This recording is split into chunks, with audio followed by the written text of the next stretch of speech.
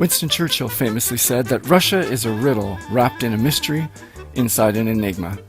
I'd say the same thing about North Korea, but it's been gift-wrapped in a whole busload of insanity that starts from the leader on down. We're looking today at 10 crazy facts about North Korea. Stay tuned.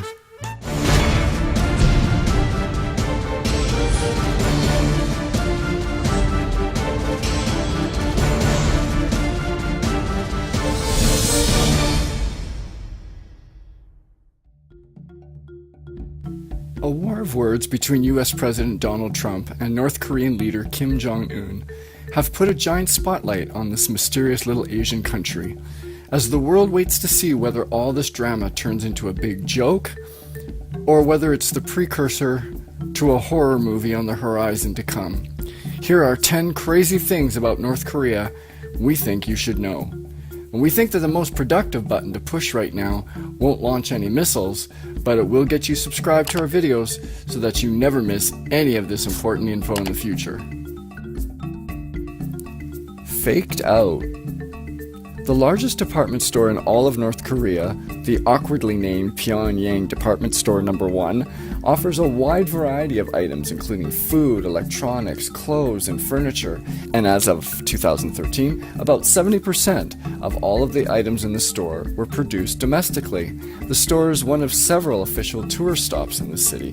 There's just one small problem though. A PBS documentary crew recently discovered that when they went to the store, nothing in it was actually for sale. It was just a smokescreen to billboard the country's economic programs.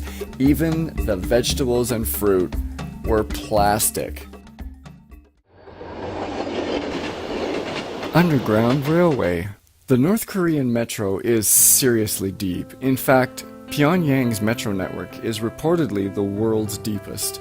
Started in 1966 as a way to connect top-secret military buildings and built by North Korea concentration camp prisoners, the Pyongyang metro is 100 meters underground, and it takes a couple of minutes to ride the escalator down to the station.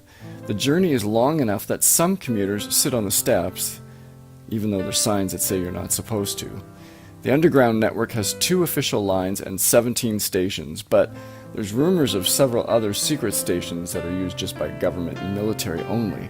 Inspired by the Grand Moscow Metro, many of the stations have ornate chandeliers and paintings and murals on the walls, so the poor people who have no money and no food have something pretty to look at when they're going to work. Warring thin.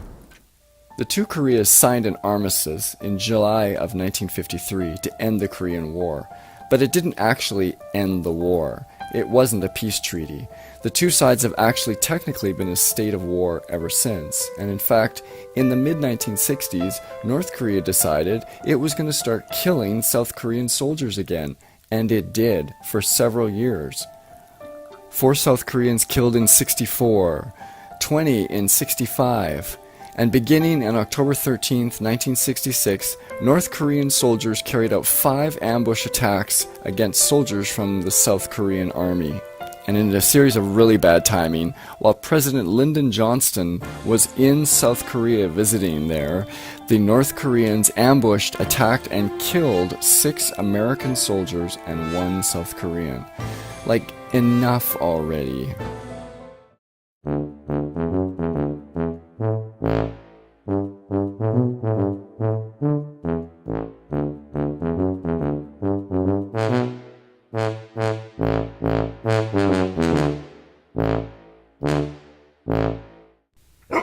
Canine capers. In the summer of 1966, Time magazine reported that the North Korean army, aware that the South Koreans were using male dogs to search the border for intruders, started patrolling their side of the border with female dogs in heat in a comic attempt at subversion against South Korea's canine forces. What's a puppy to do? United we stand. On the border between North and South Korea, there's a small room called the Negotiation Hall, where they signed the armistice that ended the Korean War back in 1953. Ever since then, the room has stayed available for any possible meetings to negotiate a future truce or even a merger of the two countries.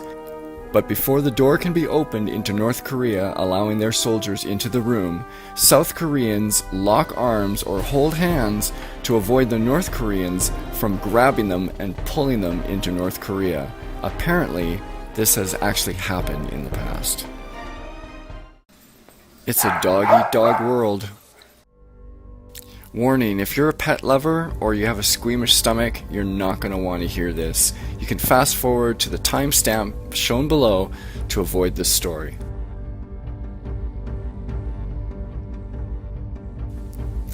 Koreans on both sides of the border eat dog food.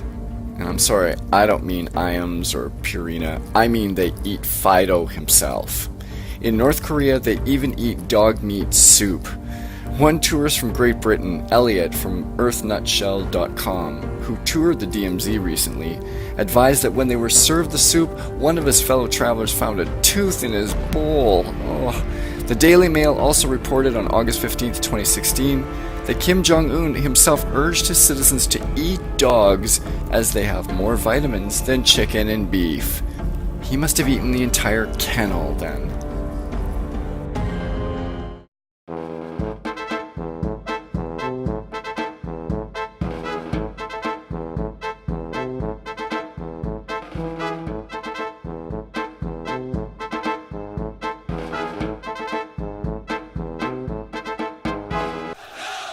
Neighbors from hell. The demilitarized zone, or DMZ as it's called, between North and South Korea is the scariest place on Earth. Right now, today, 1 million soldiers face off each other on both sides, just beyond the DMZ, ready to go to war at any minute. Tourists in North Korea have recently reported that there are trains full of tanks parked on the North Korean side of the border, protected mostly from public view by concrete barriers. Satellites, of course, can see everything. But more than 50% of all of South Korea lives within 50 kilometers of the border, which is unfortunately also within range of the North Korean artillery. That's more than 25 million people in the capital of Seoul, Korea alone. Oddly, it's also the only place in North Korea where you can get a picture taken of soldiers without being arrested for it. Live fire fears. On April 26, 2017, the British newspaper The Sun released these incredible images from North Korean television that showed over 300 North Korean guns lined up on a beach and opening fire on a nearby island. It was the largest live fire exercise in North Korean history, in response to a South Korean-American joint exercise to be the following week. They also said it was to celebrate the 85th anniversary of their military. Really? Couldn't you just get a cake? According to the nationalinterest.org website, North Korea has 12,000 guns similar to this, and 2,300 more pieces of multiple launch rocket artillery, over 107 millimeters. If North Korea ever launched an attack on South Korea, it could claim up to 1 million South Korean lives, according to Western experts. If I could turn back time. Even though South Korea is directly underneath the North, and therefore they both live in the same time zone, North Korea was having none of it. Business Insider reported that they actually recreated their own time zone, called Pyongyang time, 30 minutes behind South Korea and Japan. They started using it on August 15th, 2015, to celebrate the 70th anniversary, the liberation of Korea from the Japanese Empire at the end of World War II. Pyongyang time was actually the time zone used by Korea before the Japanese invaded them way back in 1910.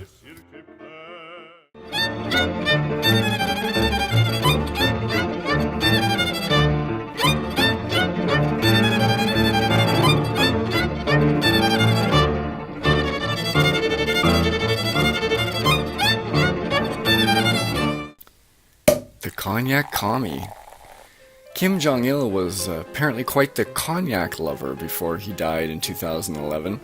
He reportedly spent 700,000 British pounds on Hennessy every year. That's about 943,000 US dollars today. That's 500 times the average North Korean income of $1,000 to $2,000 per year. And here we see South Korean President Kim Dae-jung in a rare meeting in 2000, meeting with Kim Jong-il. I don't know which one needed the drink more.